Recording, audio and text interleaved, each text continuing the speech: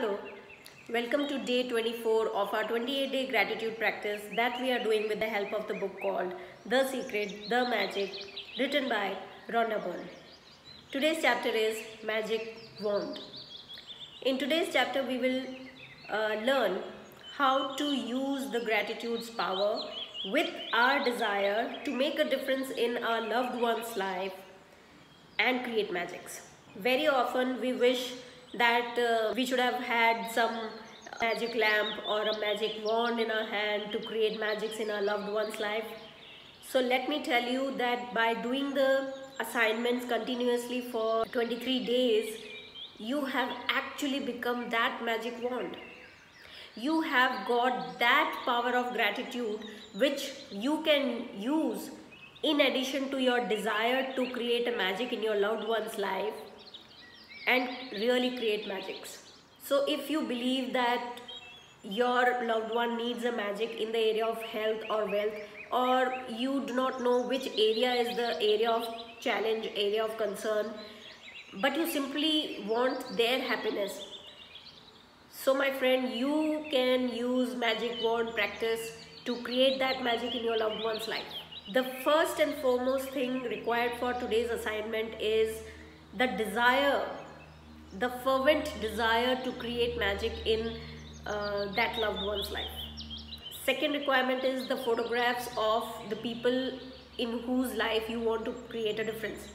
So as a part of today's assignment, we will do the exercise with 3 people. So collect 3 photographs of your loved ones in whose life you really want to create magic. Then we will use the emotions to be set into motion. That is, you will use your emotions and set the energy into motion. How? With the power of gratitude. So you have to take the first photograph, visualize for 60 seconds the news and the celebrations that you are conducting after hearing the news. And the news is of them restoring their health or wealth or happiness. So you have to visualize that you have received a phone call, or the person himself, herself has come in person to you and told the good news, and you have to visualize your reaction to the good news and say thank you slowly 3 times for the person's health or wealth or happiness, or all the 3 together. So the format is thank you, thank you, thank you for person's name, health or wealth or happiness, or all 3. You may also use this practice in day-to-day life. If you are just walking around a road and you happen to see a person who obviously is lacking a health or wealth or happiness, you may use the magic wand. You may do the action of moving the magic wand in the air and sending your gratitude, sending your wishes for person's good health, wealth and happiness. This invisible power will help you create magics in your loved one's life. While visualization, when you are visualizing yourself receiving the news of them restoring health, wealth or happiness, is just to make sure that you feel the depth of emotions. You feel strongly about that.